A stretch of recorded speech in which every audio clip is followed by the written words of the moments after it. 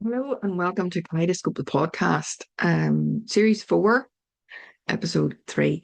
Series four, all about my chemotherapy treatment. So, if you're not in the head, heart, or soul space to hear anything about chemotherapy, please feel free to scroll on. I love that you know your boundaries and you're looking after yourself.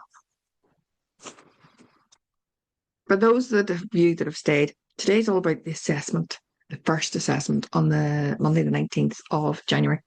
There's big learning points in this for me. One, expect your assessments to take all day. So take snacks, things to do, puzzles or books to read or whatever, water to drink. And yeah, just expect to be there all day. Lot of sitting around waiting. I go to Belfast City Hospital for my assessments and treatments and consultations. Not entirely sure how that happened. I kind of thought in the beginning it was because it was such a rare cancer that I was at Belfast City Hospital. But as I got to know other ladies around Northern Ireland with granulosa cell tumour, they go to Causeway Hospital and the Ulster Hospital and other hospitals. They go to whatever their local hospital. So I kind of got a bit confused as to why. But I think what happened is my local hospital, I don't think does urology. And in the very, very beginning, my symptoms were all urinary tract infection type symptoms. So I think that's how I ended up in Belfast City Hospital. Um, Belfast City Hospital has the Tower Centre, which is 40 years old this year, 2026.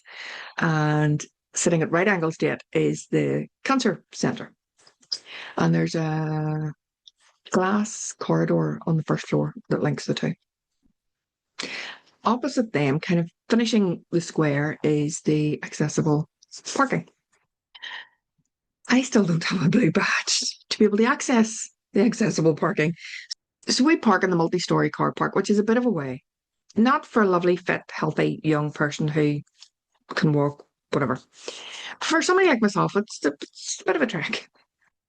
Thankfully, there's seats along the way that you can pause and on those days when things are really not so good, Stephen would drop me at the cancer centre and go and park. I sit in the foyer and wait on him, and he goes and parks.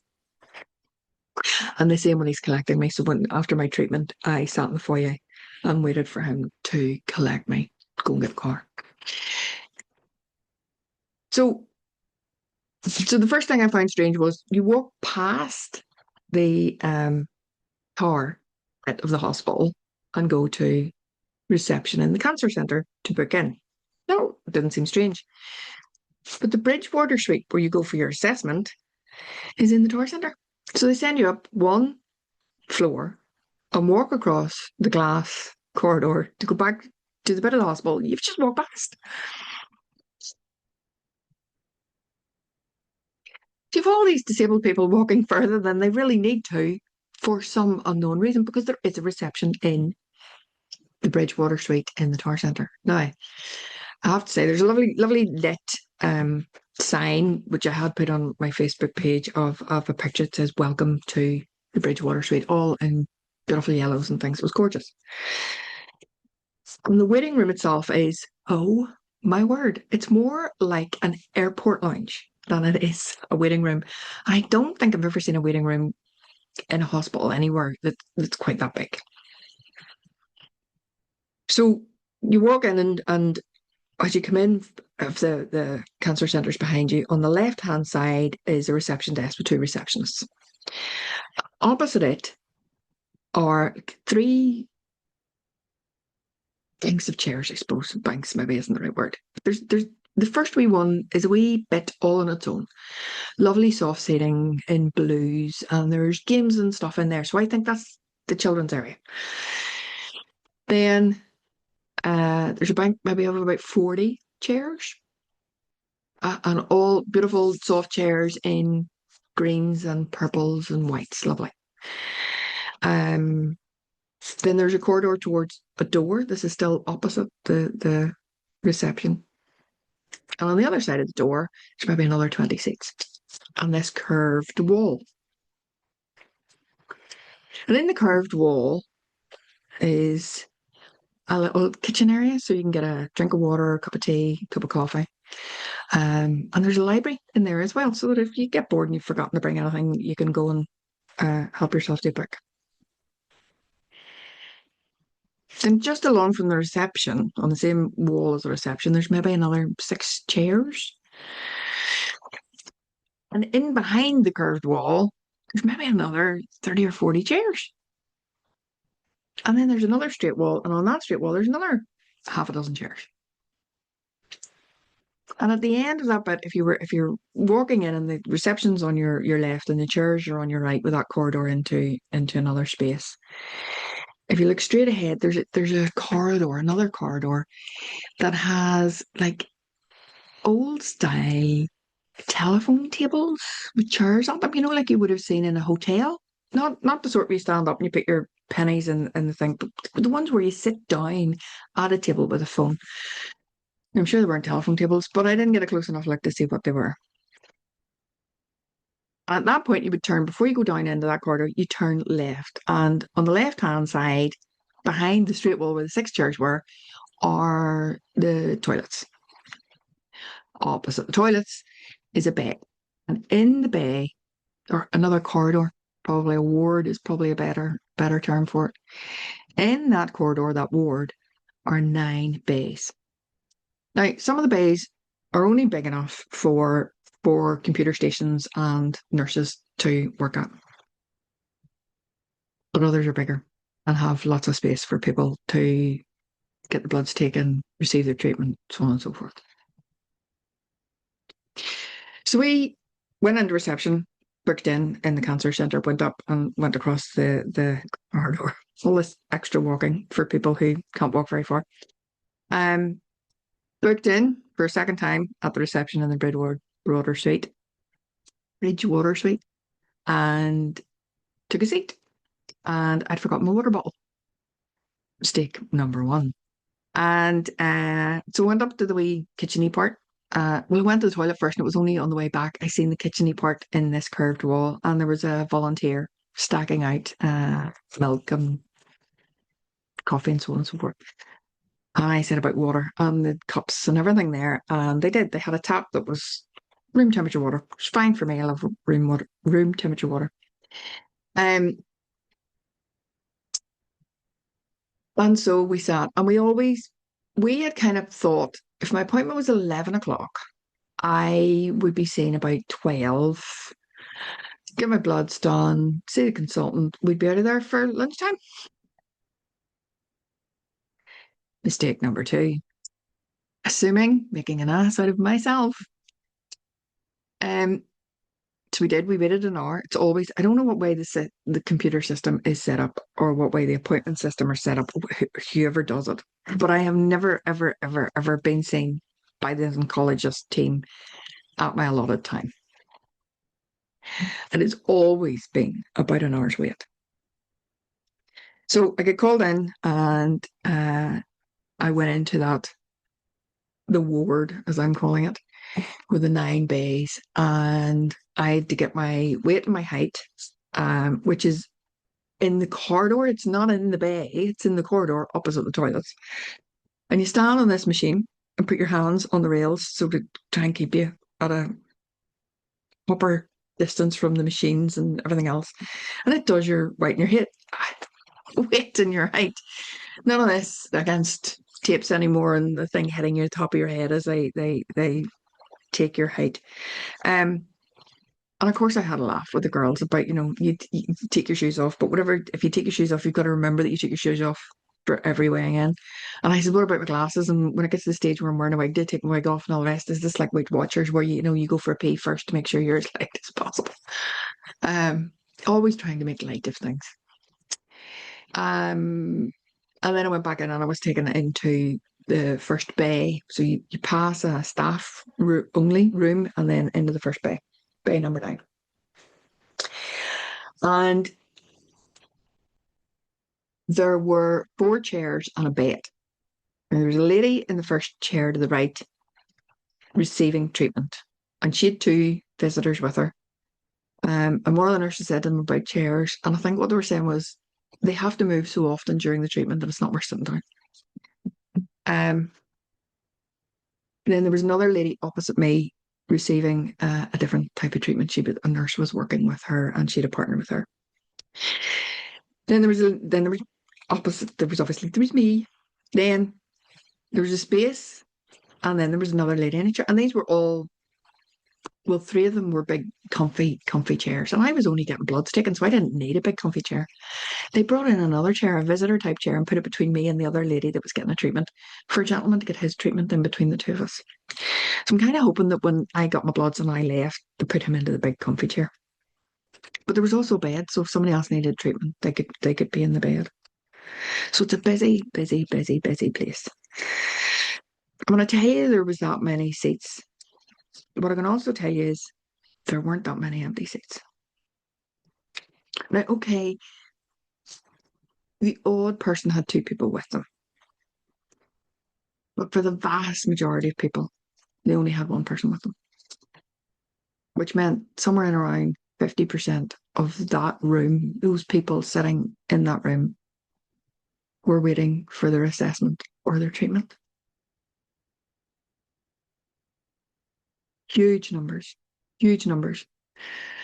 And the staff are really lovely. The staff behind the reception, it was two gentlemen on the reception desk when I was there. And they were just lovely. And they went above and beyond. Now, whether it was sheer boredom and getting up and going and doing allowed them to break their day up, or whether they just recognized that the people in front of them didn't have it in them to go chasing the answers. And they said, you sit there, I'll run over to the cancer centre and I'll speak to so and so and I'll come back and give you. And that was the height. There was no confidentiality broken. That was the height of the conversation that I heard. And he did. He went round to the cancer centre and then he came back and went, they're coming around to speak to you now. I thought, that's lovely. Even if part of it was boredom and let's break up the day by getting up and going, it was also lovely that they recognised that we're tired. Whatever treatment you're going through, whatever assessment, even if it was your first assessment, I've been doing this nonsense for 10 years now. I'm knackered. So the fact that somebody, and it wasn't for me, it was for another person, I just thought that's lovely. And it must be a regular thing because there was a wee lady come in much, much, much later in the day and she'd bought them a packet of sweeties. And I'm thinking, yeah, those are good boys. And they're probably good boys, gentlemen or men. They're probably nice to everybody all the time because of where they work. That human element, lovely.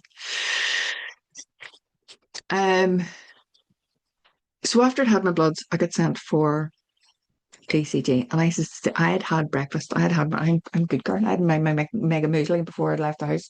But Stephen had, I says, go you downstairs. Well, I can get my bloods. Go you downstairs because I'm not going to be getting to see the consultant if I'm getting my bloods done first. There's a cafe in the foyer of the Tower Centre. So he went down, got himself a cup of coffee and a croissant. I got my bloods done and I was sent down for an ECG. Now, everything now is on computer, so they book. So when I'm sitting waiting on ECG, the appointment came up on my phone, a note from I think it's called My Patient Care or My Care, I think it is, the patient app, the patient version of the computer system in the hospital, which is called Encompass. But when you go down for an ECG, you sign, so they know who they're looking for and so on and so forth. The actual ECG takes minutes. Took longer to put down my full length socks than it took to get the ECG. And as I went back up, we were both, Stephen and I were like, you're out of there all right? I was like, yeah. I said, but stay you here. I text you if consultant comes for me. Because I'd also heard somebody else saying they had wanted to go for lunch. And the receptionist said, they will give you 10 minutes and they will call you again, but you only have 10 minutes. And if they call you the second time, that's the last time they call you. And she went, okay, never worry, I'll not bother. I'll stay here. So I went back up to the waiting room and there weren't two seats together in the first 40 and the second 30 seats. There weren't two seats together. That's how busy the place is. Now, I didn't go in and look in behind the curved wall and all that jazz. So I sat in what I think is the children's, but I sat right in the edge looking out as if to say, I know I'm not meant to be in here and I will move as soon as there's two seats. And my consultant came out and took another couple in. So of course I went and got their seats and texted down to Stephen to say, consultant's taking somebody else, so it'll be another half hour or so. I've now got us seats. You take your time. But he nearly finished his coffee and he came in and he joined me. And so we waited. And therein was the theme of the day, the waiting. So eventually we got to go in and see the consultant. And the consultant had a palliative care doctor with her for training, for seeing the cold face. I don't know. She's a palliative care doctor. She fully qualified. But maybe they come in and touch base once in a while. I didn't see her arriving or leaving, so I don't think she was there just for me. And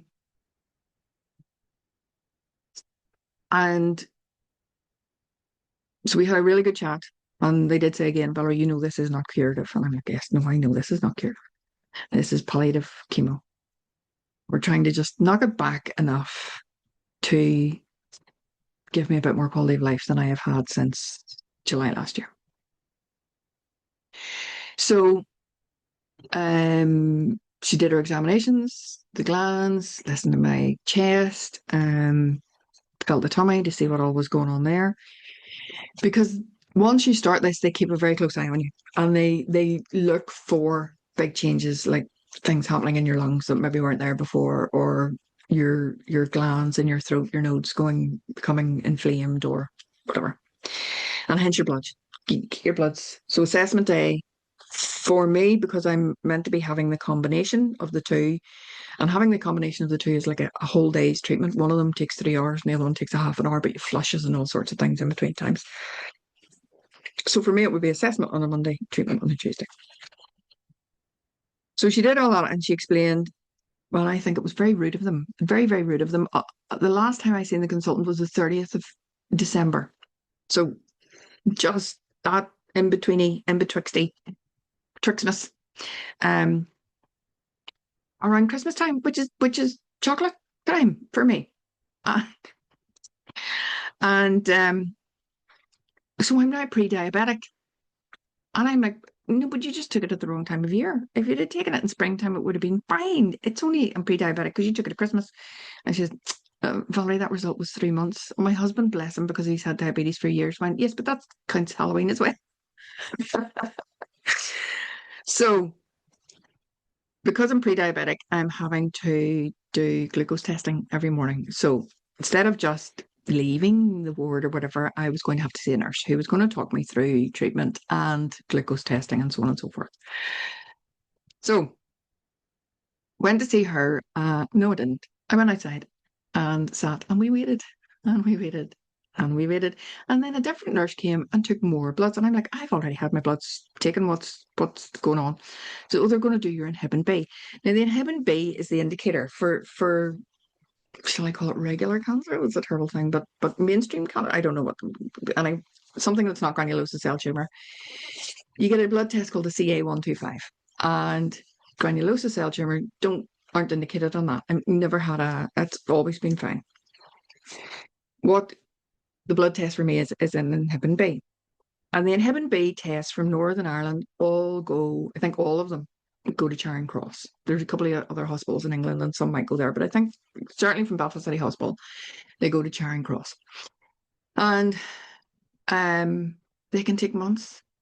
One set of bloods took a full year for the results to arrive. So even the ones that indicated the cancer was back this time, I got the bloods done in the November and we got the results in the July. That's how long it takes to get, and I'm going, why are they doing this? And said, oh, they're going to do this every, and I'm thinking, why? Because you'll not have the results till next Christmas. But anyway, they're going to do them. And then eventually the staff nurse person came and she'd brought another fully qualified nurse who was new to the department and needed to see how things were done. And they took us into that staff-only room in that ward with all the bays. Tiny, tiny, tiny wee room, 4 chairs, 2 wee tables. So it was a bit tight, particularly January. I had my big coat on. I love that coat. I love wearing that coat. That coat is fabulous. And it comes down to the backs of my knees. When I sit down, I'm sitting on the coat. It's lovely. It's a bugger to carry in a war hospital. But anyway, so we're sitting there with these big coats. She taught me how to do the glucose test, which we kind of knew from Stephen doing it anyway. And I got the whole glucose set to bring home and talked you through, when to ring the helpline and all this jazz. Though she really, really, really pushed the temperature thing. And I didn't really pay attention to the rest of it, which became a problem the following weekend. But that's in the next episode of the podcast. And so she then started to look for veins. How are your veins? My veins are great. My veins in the bend of my elbows are great. That's not where she was looking. Where she was looking was my forearms and my hands. Now, I can move my fingers and I can get blood from my glucose tips, but you would not know that there's any blood going to those because there's no veins in the fronts of my arms. Like there just aren't any veins in the front of my arms. There obviously are, but you can't find them. Maybe just under the fat. So they decided they were going to put a PICC line in and they would see if they could get it done that day rather than trying to get it done in the morning before the treatment.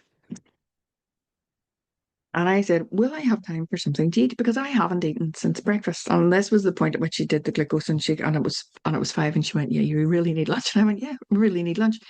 Because your blood should be sitting somewhere between, for non-diabetics, your blood should be sitting between 4 and 5 after you've fasted overnight, after an 8-hour fast. It should be at 4 or 5. And there I was, because this was like 3 o'clock in the afternoon. It was after 3, 3:15. So she said, yes, go down and get something to eat. We'll ring up and see if we can get you into the PICC line today, but it might be tomorrow. Keep your phone on.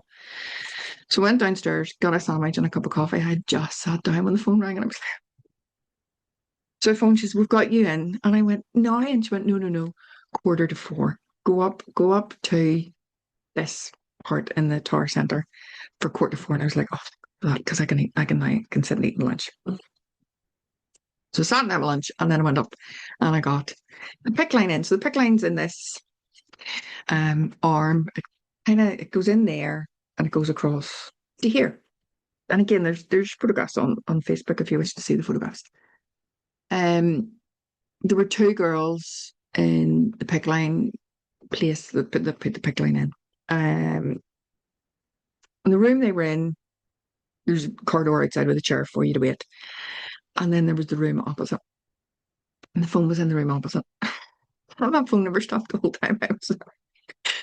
So one of the wee nurses was in and out, Janet was in and out to answer the phone and then coming back and asking, I don't know the technical term, the lady that was doing the actual PICC line, I don't know if she's a radiographer or what her actual title would be. Her name was Kira. So Janet was either having to shout in and then Kira couldn't hear or whatever, or she was having to come in and go, so-and-so's asking this and back and forth and back and forth. And I'm kind of like, why do they not have the phone in the same room? But then they put a machine on here so they can guide this wire to the right place and make sure it's in the right place. So I imagine it's the radiography bit, it's the, X-ray bit or whatever, ultrasound, and maybe the phone would interrupt and disturb it, and that's why it has to be. But then the 2 computers in the room, so or at least the 1 computer in the room. But anyway, it got done. And they put on a sleeve, a chibi grip type sleeve to cover it. And then they give you these wee plastic sleeves. They're just like plastic bags that are elasticated at both ends for you to use in the shower. And I would say to you, they're more splash proof and waterproof. So they recommended a product that I could buy that would cover it, that has a proper seal at the top and a seal at the bottom, and you can get it for your size of arm and stuff. So I got that. Ordered that day for when it came a couple of days later. Um, so by the time I got downstairs, and we'd seen people all day taking their tickets up and getting their tickets validated. And for some reason, we thought you had to get your ticket validated as you were leaving. That was another mistake. You can't. You can hand your ticket in. You can hand the ticket from the car park in as soon as you arrive, and you get a validated ticket for free parking, so you're not parking because you're going to be there all day.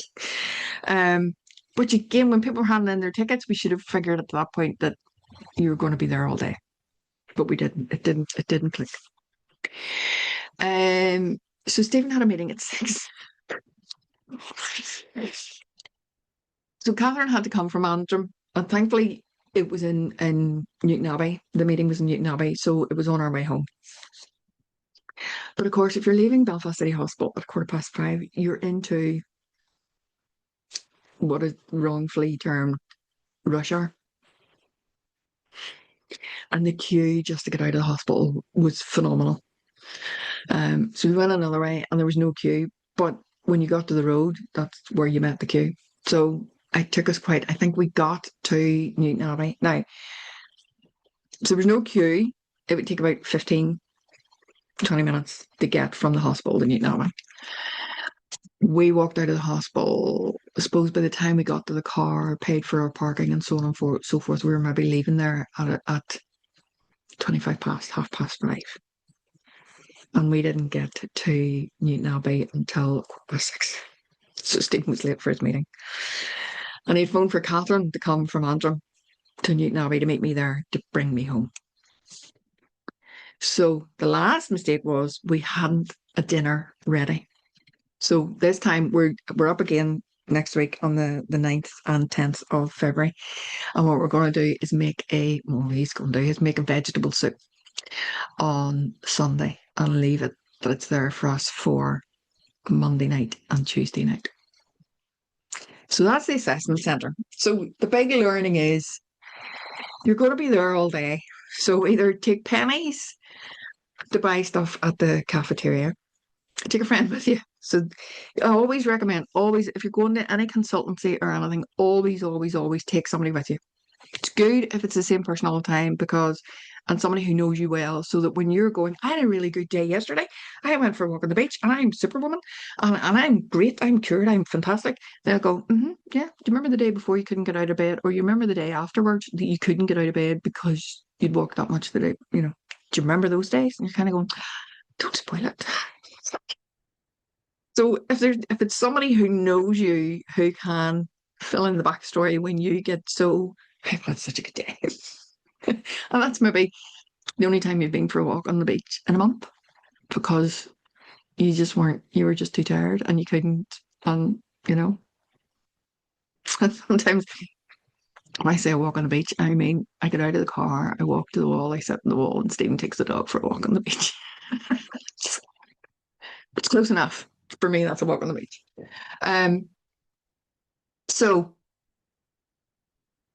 take someone with you for company or to be able to fill in the backstories when you're talking to the consultant, and to listen, because you'll hear some bits and they'll hear other bits in between you. You'll hopefully get a fuller picture. Take things to entertain yourself. Please take your water. That was a huge mistake on my part because I don't usually go anywhere without my water bottle. I forgot it that day. I'll never know. But anyway, and I had it ready in the kitchen. I just walked out with it. I think I went to the toilet. The usual, go to the toilet before I go anywhere in the car, and put the water bottle down and walked out with it. So take someone with you. Take water with you. Take pennies for the cafeteria, or take a packed lunch. And take things to entertain yourself. Your reading material or colouring in or whatever. Not that you want to carry too much, but enough to keep you going. And expect to be there all day. That's even so the next time I go on Monday here, I obviously won't have to get a PICC line now because it's in. I don't think I'll have to talk to the nurse. So even if it's just blood and seeing the consultant, it still would have been from my appointment was 11 a.m. So it would have been from 11 a.m.